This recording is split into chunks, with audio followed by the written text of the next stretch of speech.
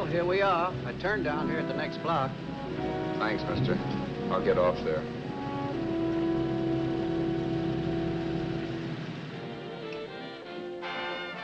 Want anything else?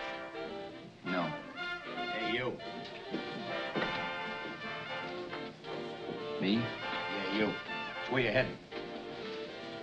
East. Too bad. I thought if you was heading north, I might be able to help you out. I'm pushing to Salt Lake, and I don't like to ride it alone at night.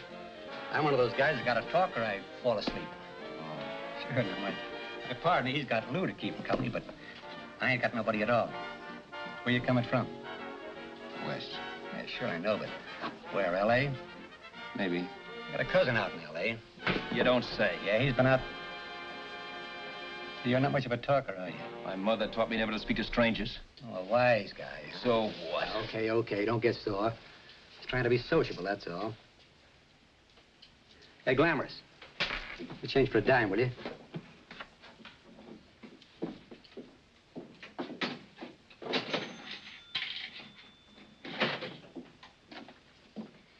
Let's have something quieter this time, Joe. My head's splitting. Is that what's wrong with it? Done with your coffee? No. And don't rush me, will you?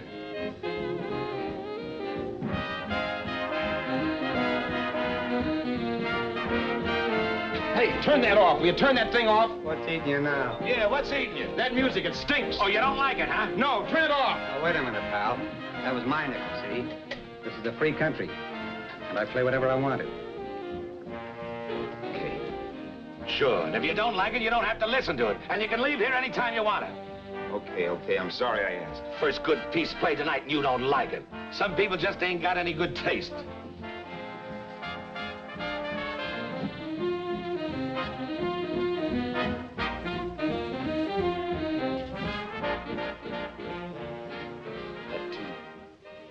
That tune. Why was there always that rotten tune? Following me around, beating in my head, never letting up. Did you ever want to forget anything? Did you ever want to cut away a piece of your memory or blot it out? You can't, you know. No matter how hard you try. You can change the scenery, but sooner or later you'll get a whiff of perfume or somebody will say a certain phrase or maybe hum something. Then you're licked again.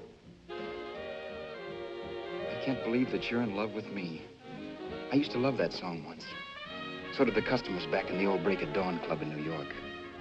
I can't remember a night when I didn't get at least 3 requests for it. Sue, she was always selling it too. Those were the days.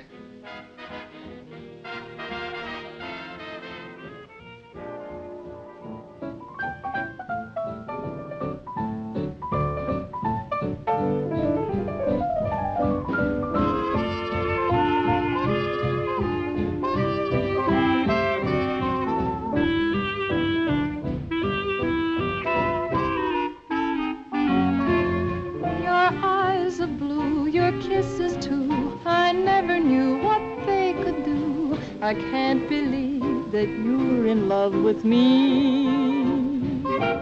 You're telling everyone you know that I'm on your mind each place you go. They can't believe that you're in love with me. I have always placed you far above me. I just can't imagine that you love me. And after all is said and done, to think that I'm the lucky one, I can't believe that you're in love with me.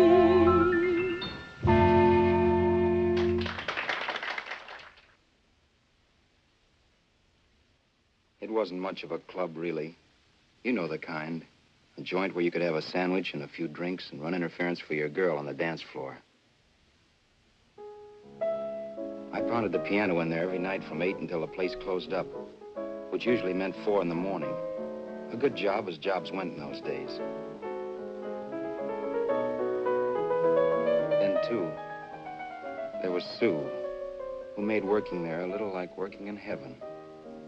But how we felt about each other, well, there was nothing very unusual in that. I was an ordinary healthy guy, and she was an ordinary healthy girl. And when you add those two together, you get an ordinary healthy romance, which is the old story. Sure. But somehow, the most wonderful thing in the world.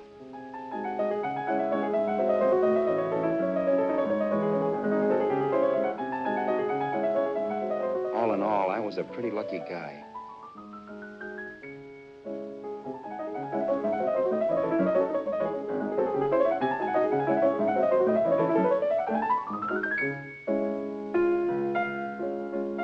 Mr. Paderewski, I presume. It's beautiful.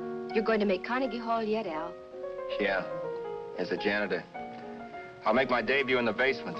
I don't blame you for being bitter, darling, but you mustn't give up hope. Why, someday... Yeah, someday. If I don't get arthritis first. In the meantime, let's blow this trap.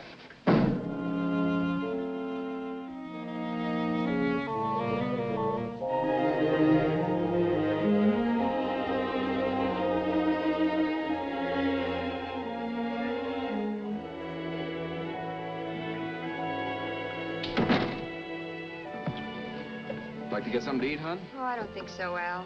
I lose my appetite working in this flea bag. Let's go home. Okay. I can't stand much more of that dump.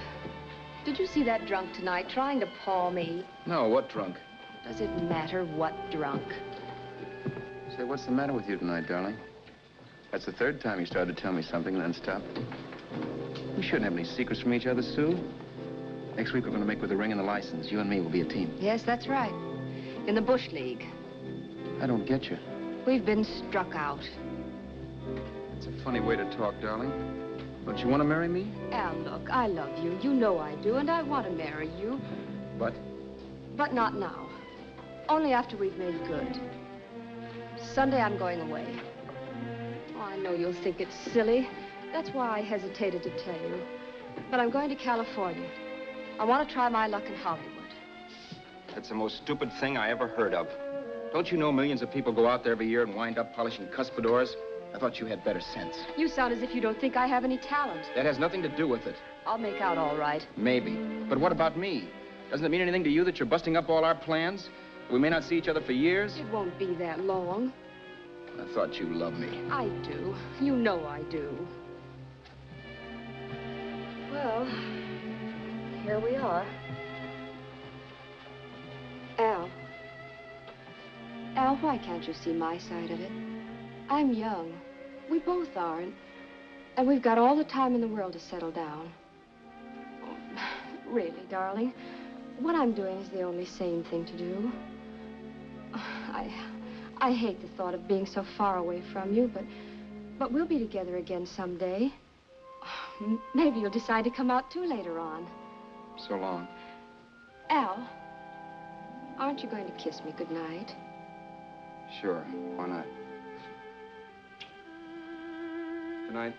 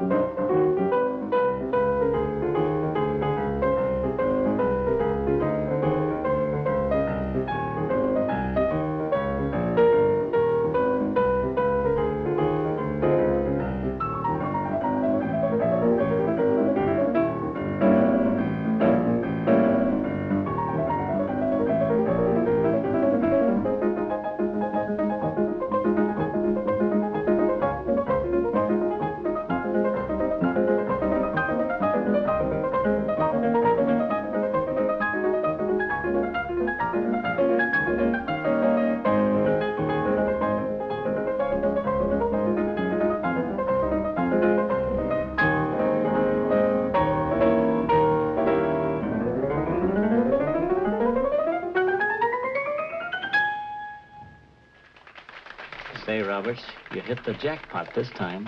$10. Thanks.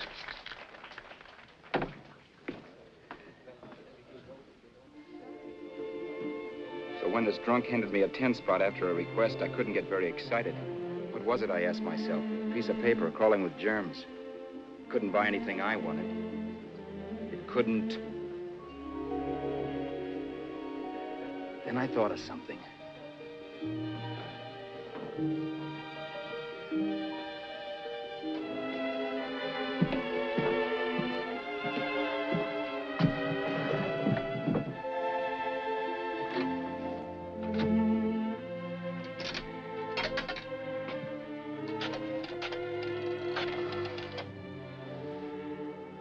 Long distance. I'd like to put a call through to Los Angeles. Miss Harvey. Sue Harvey, Harvey.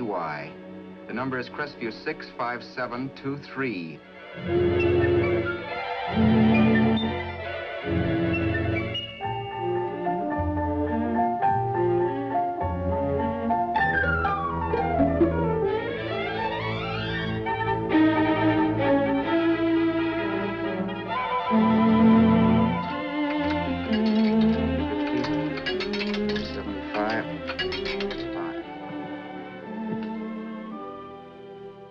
Hello, Sue? This is Al. Oh, baby, it's great to hear from you, too. What's that? You do? Oh, me too, darling. I thought I'd go batty without you. I just had to... Huh? You're working as a hashlinger?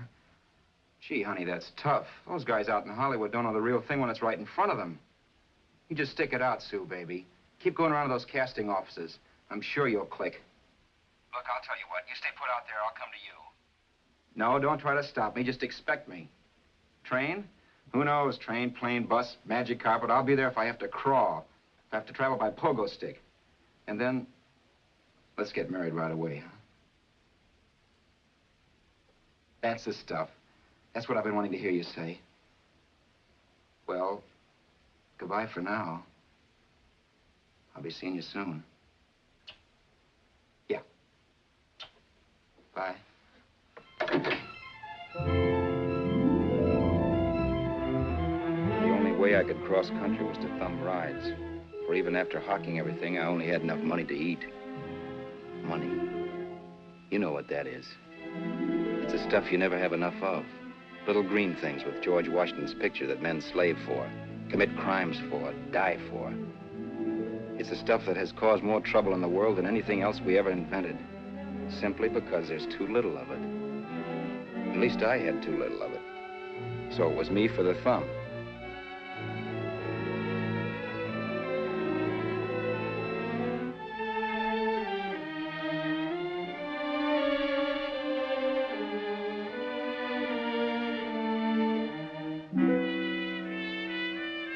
Ever done any hitchhiking? It's not much fun, believe me. Oh, yeah, I know all about how it's an education and how you get to meet a lot of people and all that. But me, from now on, I'll take my education in college or in PS 62, or I'll send $1.98 in stamps for 10 easy lessons.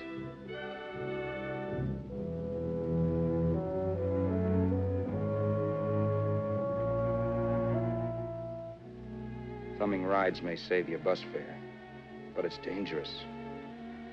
You never know what's in store for you when you hear the squeal of brakes.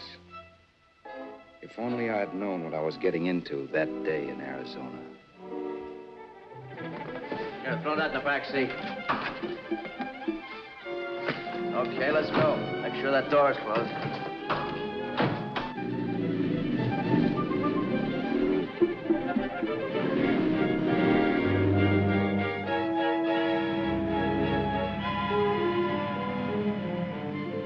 You know, Emily Post ought to write a book of rules for guys thumbing rides. Because as it is now, you never know what's right and what's wrong. We rode along for a little while, neither one of us saying anything.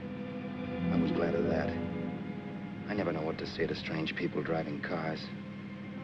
Then, too, you can never tell if a guy wants to talk. A lot of rides have been cut short because of a big mouth. So I kept my mouth shut until he started opening up. Hand me that little box in the compartment, will you, pal?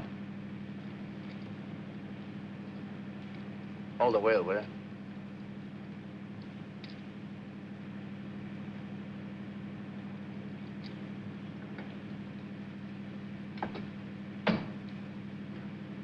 How far are you going? L.A. Wow, you're really traveling, aren't you? Yeah, but I don't expect to make it for a couple of years at the rate I've been promoting rides. Not much luck, huh? Sure, all bad. Not many people stop for a guy these days. Afraid of a stick-up, maybe. Well, you can't blame them. Where you coming from? New York? Well, New York. You're in luck this time. I'm going all the way. Right through to Los Angeles. You drive a car? Sure. Whenever you're tired, let me know. I'll holler. I guess at least an hour passed before I noticed those deep scratches in his right hand. They were wicked. 3 puffy red lines about a quarter of an inch apart. He must have seen me looking at them because he said, Beauties, aren't they? They're gonna be scars someday. What an animal. whatever it was, it must have been pretty big and vicious to have done that. Right on both counts, New York. I was tussling with the most dangerous animal in the world. A woman. She must have been Tarzan's mate. Looks like you lost the bout. It certainly wasn't a draw. You know, there ought to be a law against dames with claws. Yeah. I tossed her out of the car in her ear. Was I wrong? Give a lift to a tomato, you expect her to be nice, don't you? Yeah. After all, what kind of dame some rides? Sunday school teachers? Yeah. A little witch. She must have thought she was riding with some fall guy. And me, who's been booking horses around racetracks since I was 20. I've known a million dames like her. 2 million. Yeah. Stopped the car, opened the door. Take it on the Arthur Duffy, sister, I told her. That's the stuff. As I was done, huh? But if you want to see a real scar, brother, get a load of this. What? I got that one, Detour. Dooley? Yeah, we're just kidding, of course. My dad owned a couple of Franco-Prussian sabers. Kept them on the wall for decorations. Well, one day, another kid and I took them down when the old man wasn't around. Had a duel. He got me in the arm here. Pretty mean cut. Infection set in later. Yeah, I can see that.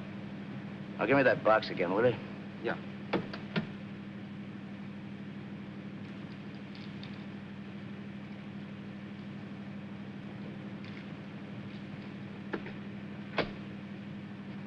Pain made me lose my head, I guess. Began slashing. Before I knew it, I'd put the other kid's eye out. That was tough. Well, it was just an accident, of course. But you know how kids are. I got scared and decided I was going to run away from home. Old man almost caught me when I was packing my duds. The bloody rag I had wrapped around my wrist hadn't caught his attention. You've seen the bundle for sure.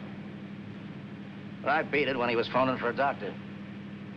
That was 15, 16 years ago. I haven't been home since. Pull in there for a bite or something, huh? A bite or something. Brother, was I hungry. I hadn't had anything in my stomach for hours. Yet even with that gnawing in the pit of my belly, I didn't want to be in too big a rush to put on the feed bag. First, I had to make sure this guy knew the score. If I got him down on me, it was goodbye ticket to Hollywood. I'll wait out here for you, mister. If it's the money, don't worry about paying for it. This time it's on me. Well, that's white of you, Mr. Haskell, think nothing of it. You make your first million, maybe you can do the same for me. Come on, New York.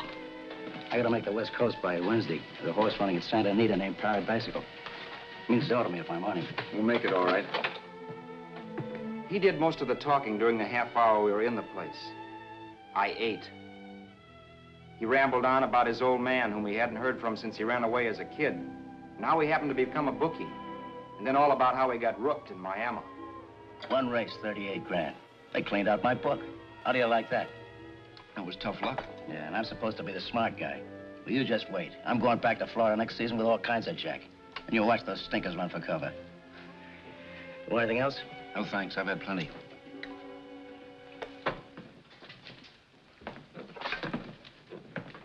That check there, sister? Oh, just a minute. Your change, sir. Keep it, sister. Oh, thank you, sir. Call again. I'll be waiting outside for you when you finish work. Sharp check, huh?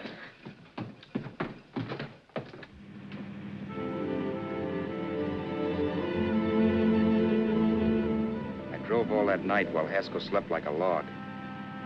After a while, I began to get sleepy myself. I was happy, though. Soon I'd be with Sue again. The long trip was practically over, and there'd be no more hoofing it down the concrete. I began to think of the future, which couldn't have been brighter if I'd embroidered it with neon lights. It was nice to think of Sue shooting to the top. It's amazing what a full belly can do to your imagination. Your eyes are blue, your kisses too. I never knew what they could do. I can't believe that you're in love with me. You're telling everyone you know I'm on your mind each place you go. I can't believe that you're in love with me.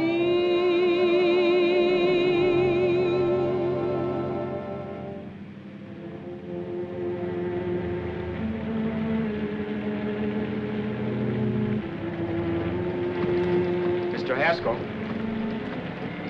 Mr. Haskell?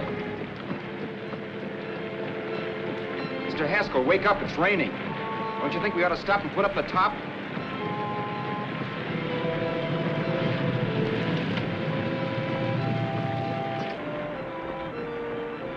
Mr. Haskell, I'm going to put up the top.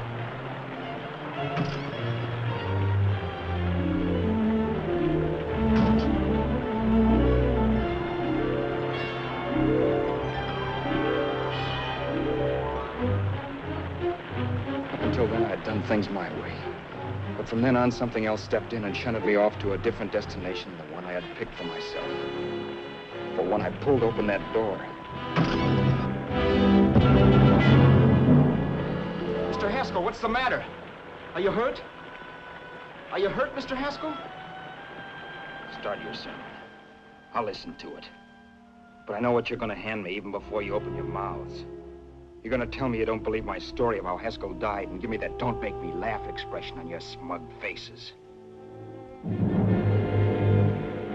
I saw at once he was dead, and I was in for it. Who would believe he fell out of the car? Why, if Haskell came too, which of course he couldn't, even he would swear I conked him over the head for his dough. Yes, I was in for it. Instinct told me to run, but then I realized it was hopeless. There were lots of people back down the road who could identify me. That gas station guy and the waitress. I would be in a worse spot then, trying to explain why I beat it. The next possibility was to sit tight and tell the truth when the cops came. But that would be crazy. They'd laugh at the truth. I'm not having my head in a noose. So what else was there to do but hide the body and get away in the car? I couldn't leave the car there with him in the gully. That would be like erecting a tombstone.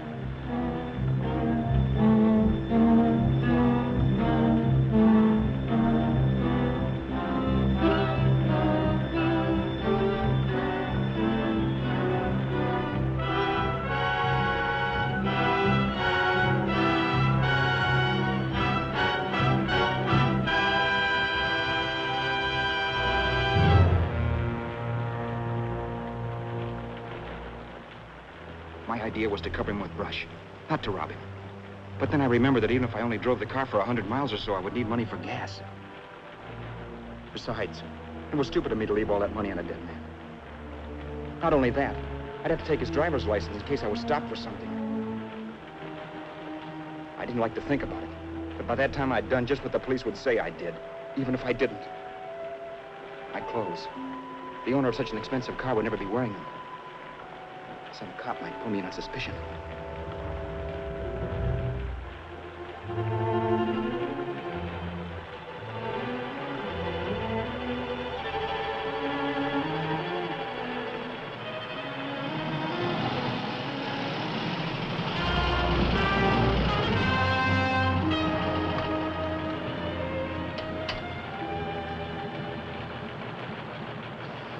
Hey, you, this your car? Don't you know better than to leave a car with the wheels halfway in the middle of the road? That's the way accidents happen. I'm sorry, officer. I was just putting up my top. I didn't think. Well, the next time, think. I'll let you go now, but watch your step in the future. I know that's a lonely stretch, but cars come by here once in a while, and we have plenty of crack-ups. Thanks, officer.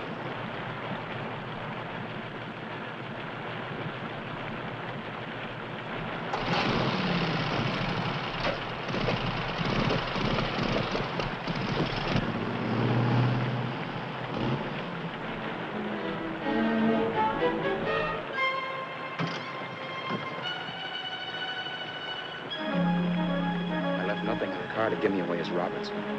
If they found a dead man in the gully now, it would be me.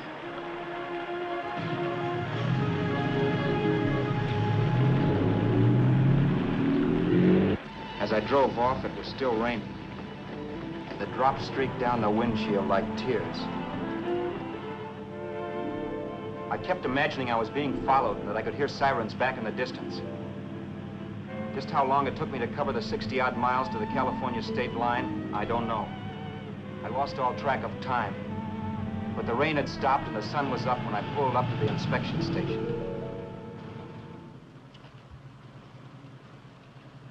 Hello? Carrying any fruits or vegetables? No. Any livestock or poultry? No.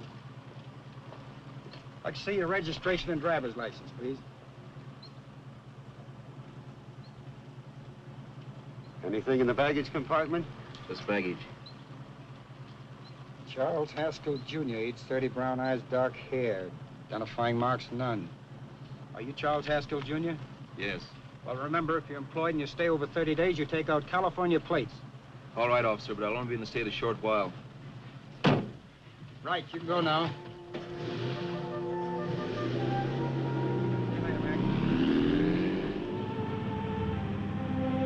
Drive any farther without some sleep. Cops or no cops, I knew I had to hit the hay and hit it hard. I was dead tired.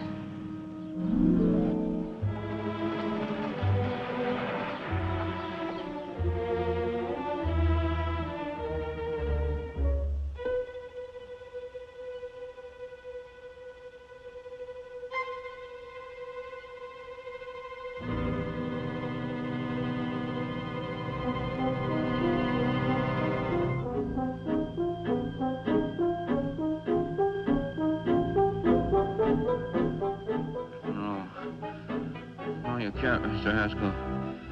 No.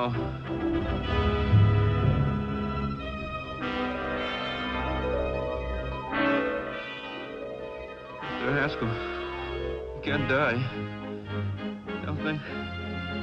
I think I did it. No, Mr. Haskell. No. No.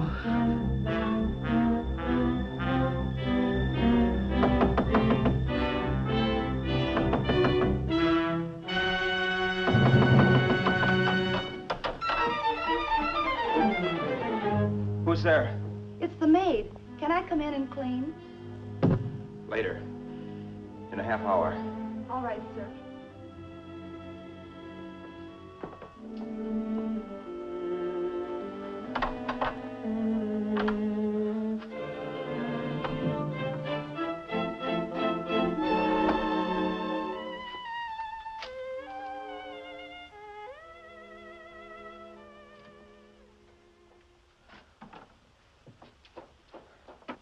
There was no time to lose.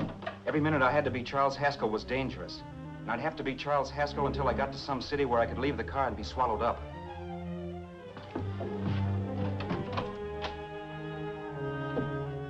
That meant driving the car as far as San Bernardino, maybe even to Los Angeles.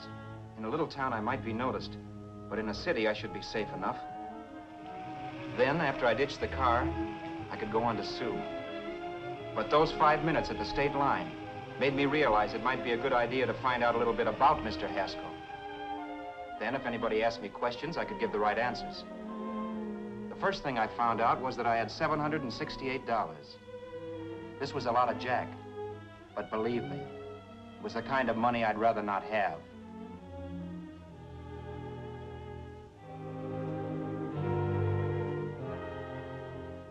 And then I found out from a letter Haskell was carting around in his bag that he wasn't the open-handed, easygoing big shot who went around buying dinners for strange hitchhikers. Before I got done reading it, I saw him more as a chiseler. It was written to his old man in California, the one he hadn't seen in so many years. In it, Haskell posed as a salesman of hymnals, of all things. It was easy to see where Haskell expected to raise a new stake for his book in Miami by rooking his old man. That was about all I found out from his effects, and it was enough. I told myself, maybe old man Haskell was lucky his son kicked off. He would never know it, but it saved him from taking a flyer in Sacred Literature Preferred.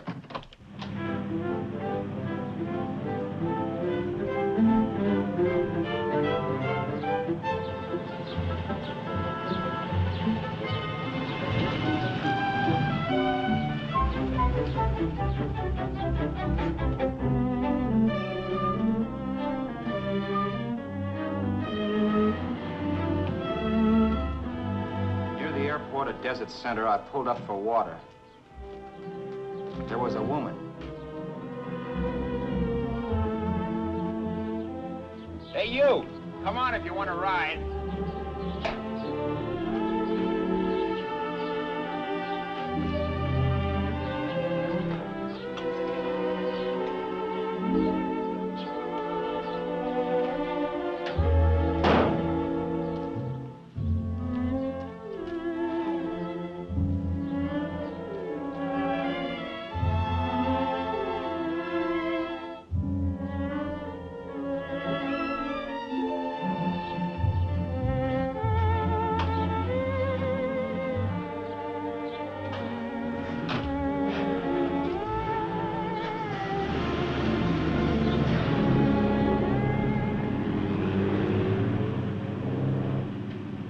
How far are you going? How far are you going? That took me by surprise, and I turned my head to look her over. She was facing straight ahead, so I couldn't see her eyes. But she was young, not more than 24. Man, she looked as if she'd just been thrown off the crummiest freight train in the world. Yet, in spite of this, I got the impression of beauty. Not the beauty of a movie actress, mind you, or the beauty you dream about when you're with your wife, but a natural beauty. A beauty that's almost homely because it's so real. Then suddenly she turned to face me. How far did you say you were going? Los Angeles? L.A.? L.A.'s good enough for me, mister. That's what I was afraid of. What'd you say? Oh, nothing, just thinking out loud. People get in trouble for doing that. What's your name? You can call me Vera if you like. You live in Los Angeles? No. Where are you coming from? Oh, back there. Needles? No. Oh, sure, Phoenix. You look just like a Phoenix girl. Are the girls in Phoenix that bad?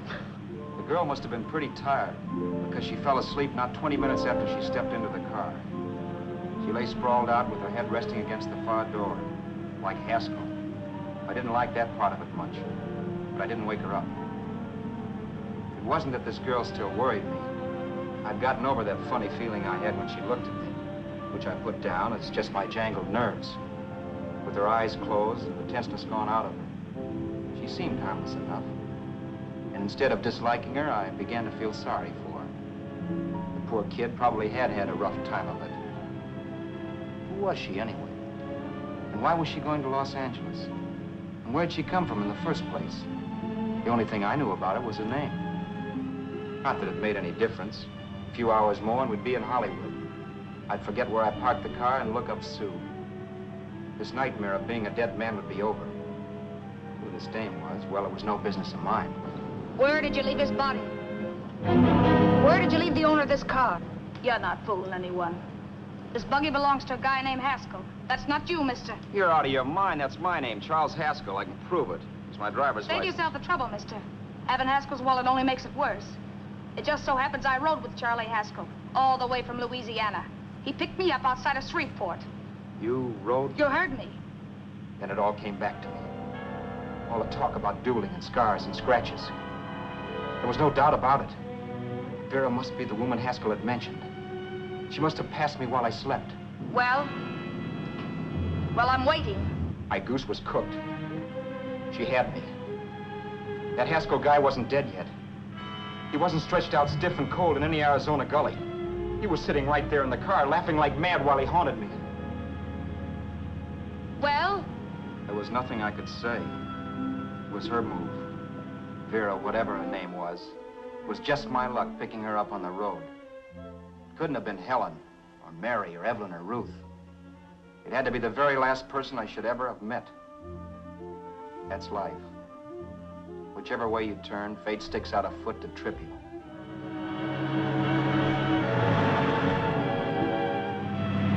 I told her everything, but she didn't believe my story. I should have saved my breath. That's the greatest cock and bull story I ever heard. So he fell out of his car. Say, who do you think you're talking to, a hick? Listen, mister, I've been around, and I know a wrong guy when I see one. What'd you do, kiss him with a wrench? Now, wait a minute. What I told you was true. You see, that's why I had to do it. You think I killed him. Well, the cops would have thought so, too. Yeah, well, maybe they still think so. What makes you so sure I'll shut up about this? Vera, I'm innocent. Give me a break, will you? It won't do me any good having you pinched. The cops are no friends of mine. Now, if there was a reward, but there isn't. Thanks. Don't thank me yet. I'm not through with you by a long shot. Let's see that roll.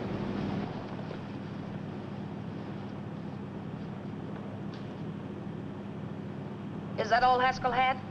Isn't it enough? No, I thought he had more. Not that I know of. You can search me. You think I'm holding out on you? Well, maybe I will at that. He told me he was going to bet $3,000 on a horse named Paradisical on Wednesday at Santa Anita. He was stringing you along. He meant 300. Maybe. Sure, $3, 300. He was a piece of cheese, a big blowhard. Listen, mister, don't try and tell me anything about Charlie Haskell. Remember, I knew him better than you did. Okay, then you knew he was a four-flusher. That explains the $3 bet. I'm not so sure he didn't have that $3,000. Why should I believe you? You got all the earmarks of a cheap crook. Now, wait a minute. Shut up. You're a cheap crook and you killed him. For 2 cents, I'd change my mind and turn you in. I don't like you. All right. Don't get sore. I'm not getting sore. But just remember who's boss around here. If you shut up and don't give me any arguments, you'll have nothing to worry about. But if you act wise, well, mister, you'll pop into jail so fast it'll give you the bends. I'm not arguing. Well, see that you don't. You know, as crooked as you look, I'd hate to see a fella as young as you wind up sniffing that perfume that Arizona hands out free to murderers. I'm not a murderer. Of course you're not. Haskell knocked his own head off. He fell, that's how it happened, just like I told you. Sure, and then he made you a present of his belongings. I explained why I had to do that. Doesn't make a difference one way or another. I'm not a mourner. I liked Haskell even less than I liked you. Yeah, I saw what you did to him. What do you mean? Those scratches on his wrist. Sure, I scratched him. I'll say you did. So your idea was to drive the car a little way, maybe into San Bernardino, and then leave it. You weren't gonna sell it? Sell it? You think I'm crazy? Somebody else's car?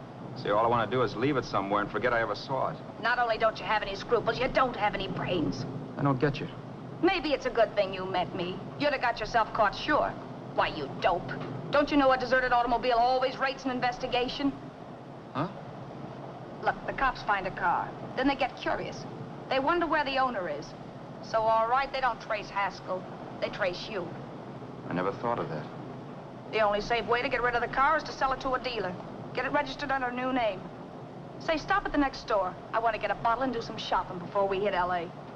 Okay. As soon as we find a place, I'll drop you off and pick you up later. Nothing doing. You're coming in, too. From now on, you and I are like the Siamese twins. Have it your way, but I don't get the point. The point is, I don't want you to get lost. I'm not going to beat it if that's what you're afraid of. I'll say you're not. Well, I'm going to see that you sell this car so you don't get caught. Thanks. Of course, your interest wouldn't be financial, would it? You wouldn't want a small percentage of the profits. Well, now that you insist, how can I refuse? 100% will do. Fine. I'm relieved. I thought for a moment you were going to take it all. I don't want to be a hog. A few hours later, we were in Hollywood. I was recognizing places Sue had written about. It struck me that far from being at the end of the trip, there was a greater distance between Sue and me than when I started out. Vera wasn't kidding with that Siamese twins crack. She rented a little apartment as Mrs. Charles Haskell. When I objected to this, she explained that it was on account of the car. A dealer might think something was funny if he called and found we were using different names.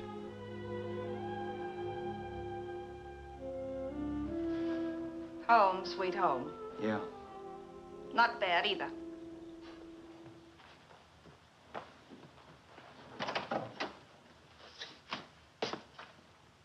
In case there's any doubt in your mind, I'll take the bedroom.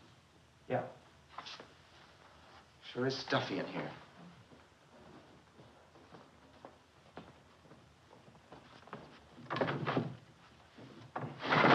Keep the window shut. Okay. The old crow downstairs said there's a folding bed behind this door.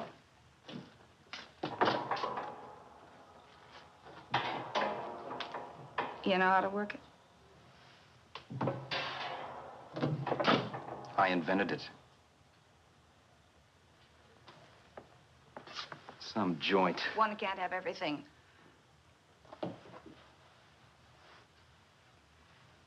I'm first in the bathtub. I don't know why, but I figured you would be.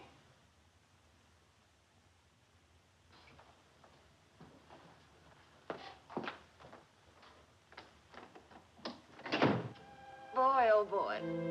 It sure feels good to be clean again. I must be 10 pounds lighter. You must be. Well, hitching rides isn't exactly the way you keep your schoolgirl complexion. I wish that guy with the sacks would give up. Gets on my nerves. Forget it. Have a drink. Aren't you afraid I might take you up on it? If I didn't want to give you a drink, I wouldn't have offered it. Why be a sorehead, Roberts? You got yourself into this thing. You should be grateful I'm not turning you in. Why, if I wasn't regular, you'd be in the pen this minute, being photographed, fingerprinted, and being pushed around by the cops. So cheer up. Get rid of that long puss. Or is your conscience bothering you?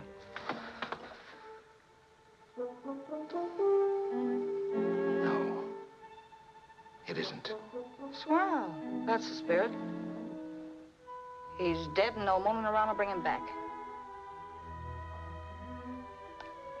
Anyway, I never could understand this worrying about something that's over and done with. Now, look, Vera, for the last time, I didn't kill him. Haskell was a sick man. Maybe he was dead before he fell out of the car. I don't know. Sure. He died of old age. All right. So if it'll make you sociable, you didn't kill him.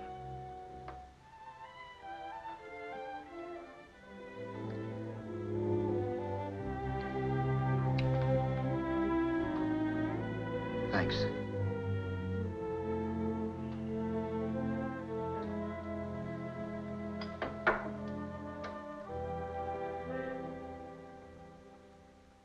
We're out of liquor, Roberts. Yeah. Too bad. I felt like getting tight tonight. Well, I think you succeeded. Am I tight? As a prima donna's corset. That's good. I wanted to get tight. Why? What have you got to get tight about? Oh, I don't know. Few things. You should have my worries. If I had your troubles, I'd stay sober. And I've got the key to that door. Yeah. Maybe you're right. I'm always right. You know, I don't like your attitude, Roberts. Well, there's a lot of things I don't like. Sure. But life's like a ball game. You gotta take a swing at whatever comes along before you wake up and find it's the ninth inning. I bet you read that somewhere. That's the trouble with you, Roberts. All you do is bellyache. But taking it easy and, well, trying to make the best of things. But maybe that's what's wrong with the whole world. Get the professor. People knock themselves out trying to buck fate. Now, take you, for instance. You're lucky to be alive. Why, suppose Haskell had pulled open your door. You'd be playing a harp now. Think of that. You think of it. I'm tired of thinking. There's plenty of people dying this minute. I would give anything to trade places with you. I know what I'm talking about. I'm not so sure. At least they know they're done for. They don't have to sweat blood wondering if they are.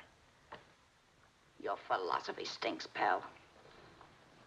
We all know we're gonna kick off someday. It's only a question of when. But what's got us on this subject anyway? We'll be discussing politics next. Yeah. Where'd you hide the butts? On the table, sucker.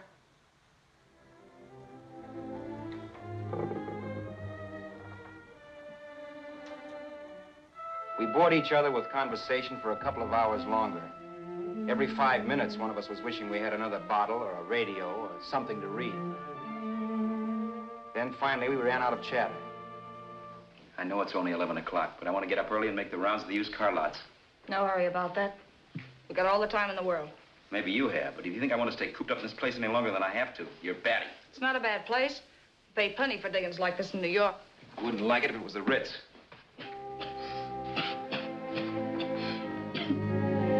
Rotten liquor. You got a mean cough. Want to do something about it. I'll be all right. That's what Camille said. Who? Nobody you know. Wasn't that the dame that died of consumption? Yeah. Wouldn't it be a break for you if I did kick off? You'd be free with all Haskell's dough and car. I don't want to see anybody die. Not even me. Especially not you. One person died of me. If you did, well, that's all I need. You don't like me, do you, Roberts? Like you. I love you. My favorite sport is being kept prisoner. After we sell the car, you can go to blazes for all I care, but not until then.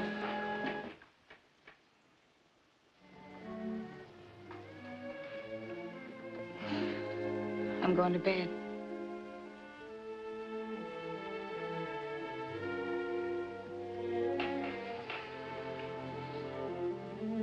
Good night, Roberts. Don't try and sneak away during the night. All the doors are locked. Anyway, if I find you gone in the morning, I'll notify the police. They'll pick you up. Don't worry, I know when I'm in a spot. Well, good night. I hope that portable rack isn't too uncomfortable for you. Don't lose any sleep over it, will you, Vera?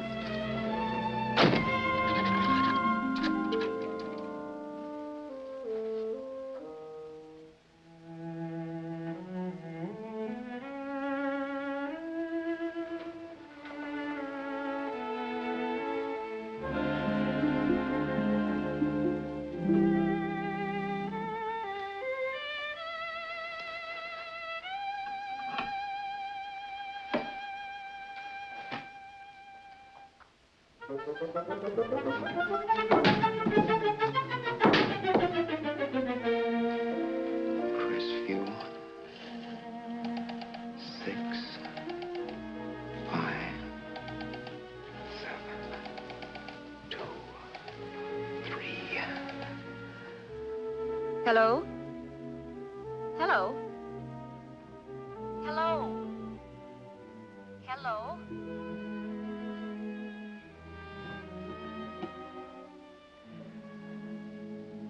No. Not yet, darling. Tomorrow. Maybe. If this were fiction, I would fall in love with Vera, marry her, and make a respectable woman of her. Or else she'd make some supreme Class A sacrifice for me and die. Sue and I would bawl a little over her grave and make some crack about there's good in all of us. But Vera, unfortunately, was just as rotten in the morning as she'd been the night before. All right, I'm coming. Look, Vera, it's almost noon. So what? The dealers will be there all day. I'll be there all year, too, but that doesn't mean I'm going to wait that long. Shut up. You're making noises like a husband. Well, do I rate a whistle? You sure do, but let's go. Let's go, let's go. I spent $85 in 2 hours preparing bait, and all you can say is let's go. Come on.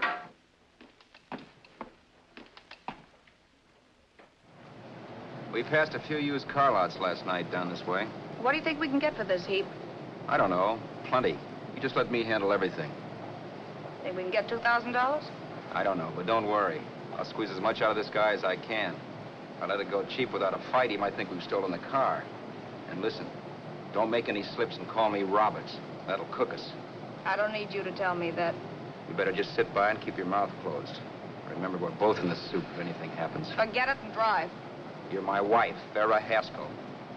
Look, After the deal's closed, let's go back to that place on Hollywood Boulevard where I saw the fur jacket. I want to buy it. After the deal's closed, I'm saying goodbye to you. That's right, I forgot. I guess I'm getting kind of used to you. Well, that's a habit you can start breaking. Let's try this place in the middle of the block.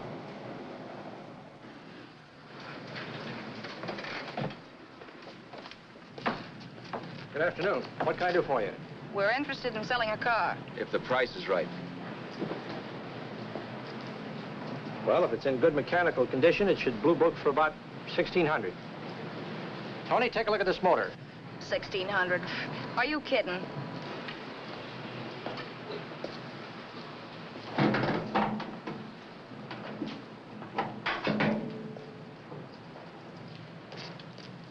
Well, maybe $1,850. Before I let it go for $1,850, I'll wreck it and collect the insurance first.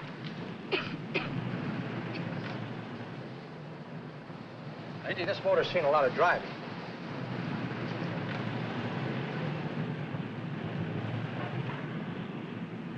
Well, the mechanic inspected the car. We haggled. At last, when we were all worn out, we hit a compromise. His price. Okay, it's a deal. All right, come in. We'll sign the papers. I have the ownership papers right here with me. Look, Vera, in the meantime, will you clean out the dash compartment? There may be some stuff in it. All right, darling. 1,850 bucks. That dirty crook.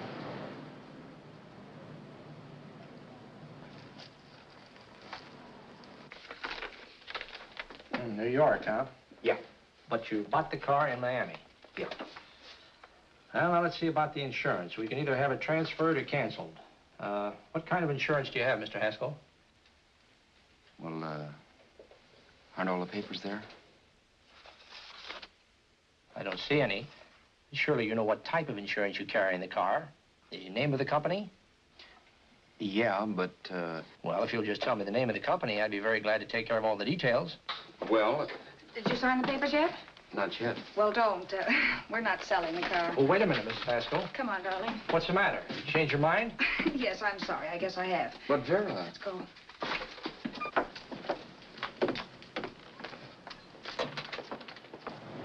You got me out of a tight spot, Vera. But I still don't understand all this. You will in a minute. I almost threw away a gold mine. 1850 isn't to be sneezed at. The car doesn't book for as much as I thought. We're not selling the car. You want to keep it. Now, wait a minute, Vera. You said yourself I wouldn't be safe until the car was in someone else's name. I'd like to be free of this mess when I go. That's just it, Roberts. You're not going. There's a drive-in at the next corner. Pull in there and we'll get a bite to eat. And I'll explain. What is this, another one of your brilliant ideas?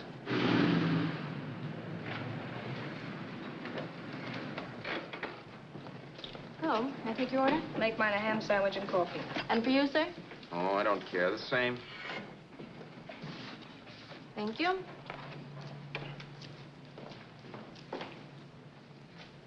Get this, Vera. I've been pretty patient so far. I've done everything you asked me to do, but no more. Shut up. You've taken Haskell's money, and you can have the dough we get from selling the car, but you're not going to keep me a prisoner. It's a good thing I bought the paper. Take a look at that. Vera, I'm in no mood. Read that.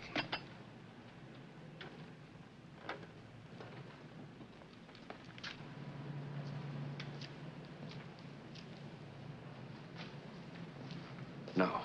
Yes. No, I won't do it. Yes, you will. You think I'm crazy? It's impossible, I tell you. Excuse me.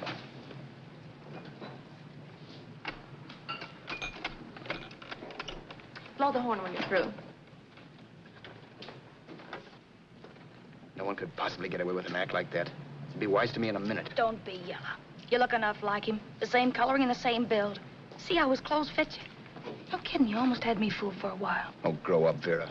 Don't you think a father knows his own son? And there must be other relatives. The father won't have to know you. We'll wait till he gives up the ghost. He's an old geezer and he won't pull through.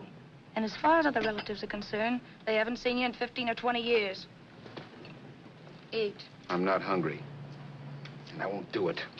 It's not as tough as it sounds.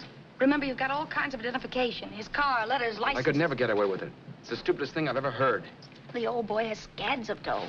Look in the paper there. Personal fortune assessed at over 15 million. He'll leave plenty, I tell you. Maybe he cut off his son. How do we know?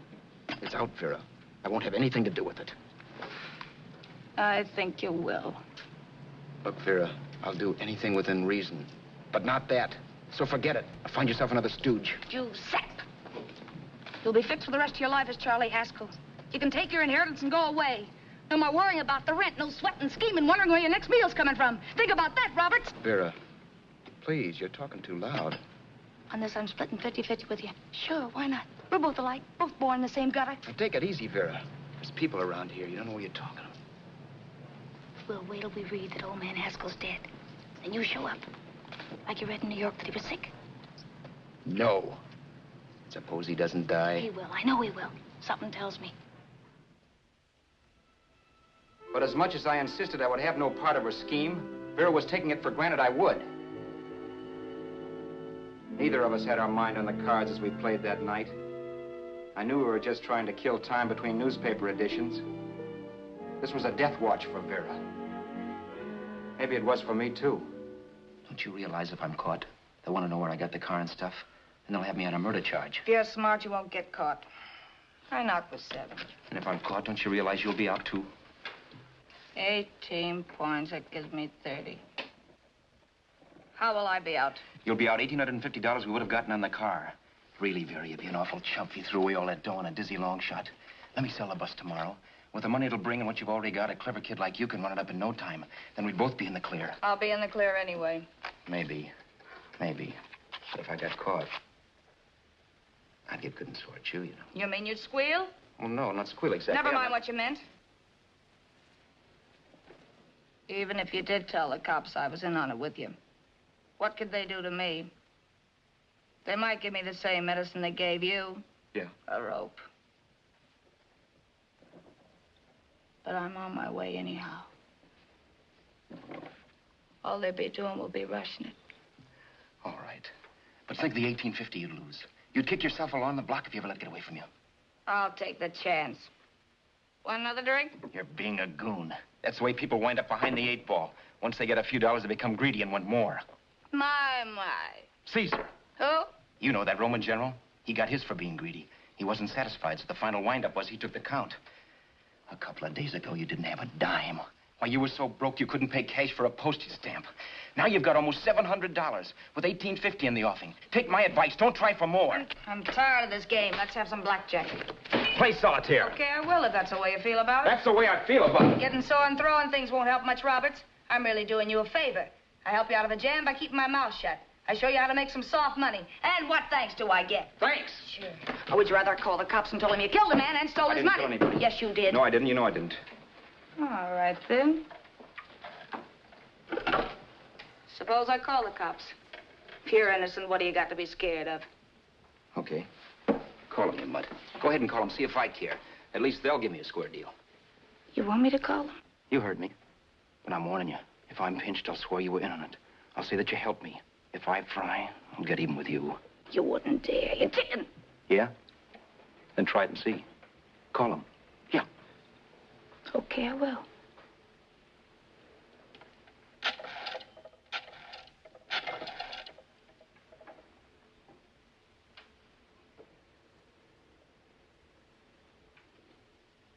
Information? I want the number at the Hollywood police station. Okay, I got it. Thanks. Wait a minute, Vera. You wouldn't do that. Wouldn't I? Give me that and I'll show you if I would. Take it easy now. Let's talk this over. This was early in the evening, and the conversation, while hectic, was at least pitched low. But as the minutes passed, and more obstacles to her plan popped into my head, the air got blue. Each word coming from our lips cracked like a whip. I reminded her that as Charles Haskell, I didn't even know my mother's name, where I'd gone to school, the name of my best friend, whether I had an Aunt Emma or not, my religion, and if I'd ever owned a dog. I didn't even know what my middle initial stood for. I also pointed out that the real Haskell had a scar on his forearm. His people never saw that scar. He told me he ran away right after putting out the kid's eye. Yeah, but his father knew he was cut. It'd have to be some kind of a mark. So what? The old man's dead, or will be. I hope by tomorrow morning's papers. Anyway, you could cut yourself a little, couldn't you? Boy, for that kind of dough, I'd let you cut my leg off. You're drunk and you're crazy mad, Vera. Turn me in if you want to, but I won't get mixed up in this. Besides, how do we know? Haskell was such a phony. Maybe he wasn't the man son at all. Maybe he just dreamed it up. Well, dream it or not, you won't be dreaming when the law taps you on the shoulder. There's a cute little gas chamber waiting for you, Roberts. And I hear extradition to Arizona's a cinch. Where's that phone? Vera! Leave me alone. Vera! Here. I want a phone call, police. I hate you, yellow stinker. You leave me alone. I'll let you alone when you promise to leave the phone where it is. You're drunk. You don't know what you're doing. You're hurting me. Will you promise? All right.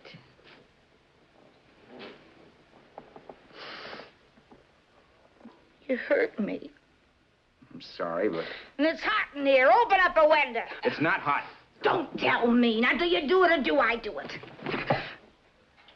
You're no gentleman, see? Yeah. All right. I'll open up the window. Vera!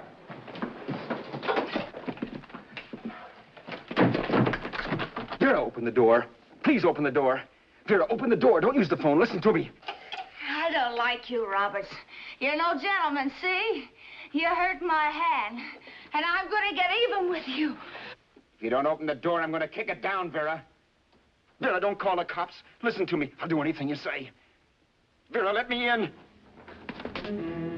I'll break the phone.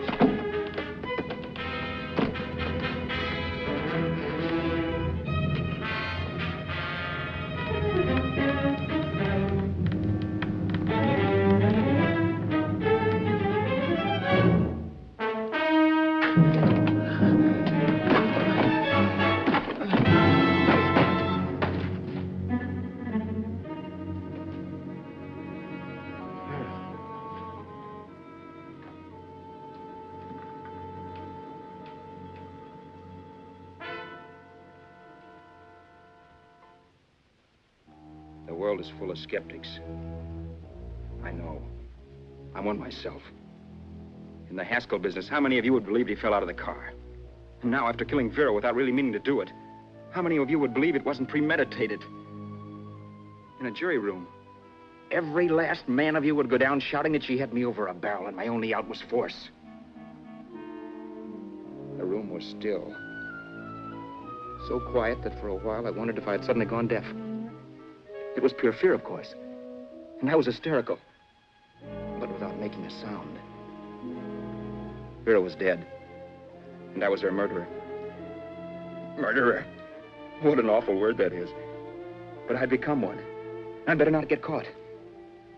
What evidence there was around the place had to be destroyed. And from the looks of things, there was plenty.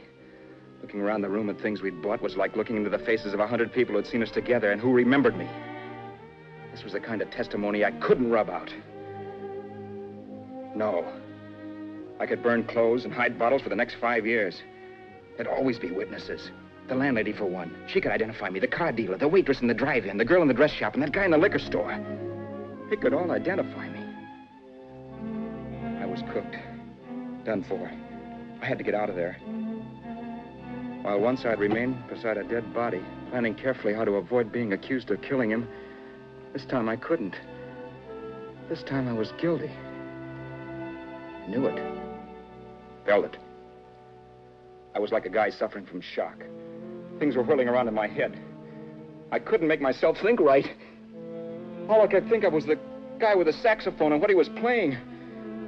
It wasn't a love song anymore. It was a dirge.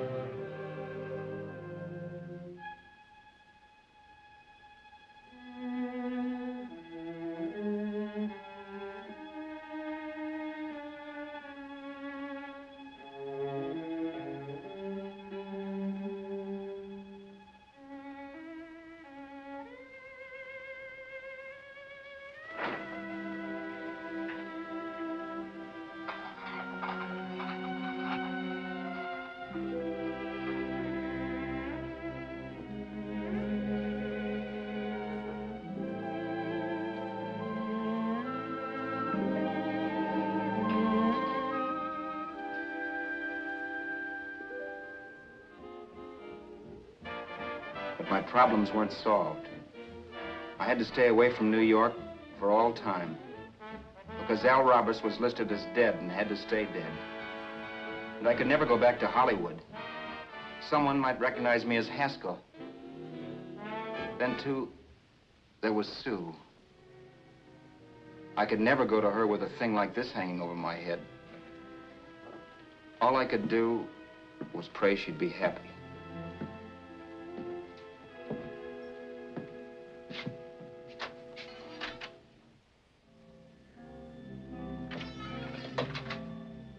I was in Bakersfield before I read that Vera's body was discovered, and that the police were looking for Haskell in connection with his wife's murder. Isn't that a laugh? Haskell got me into this mess, and Haskell was getting me out of it. The police were searching for a dead man. I keep trying to forget what happened and wonder what my life might have been if that car of Haskell's hadn't stopped. But one thing I don't have to wonder about.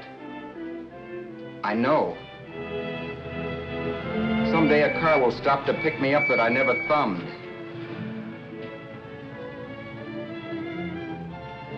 Yes.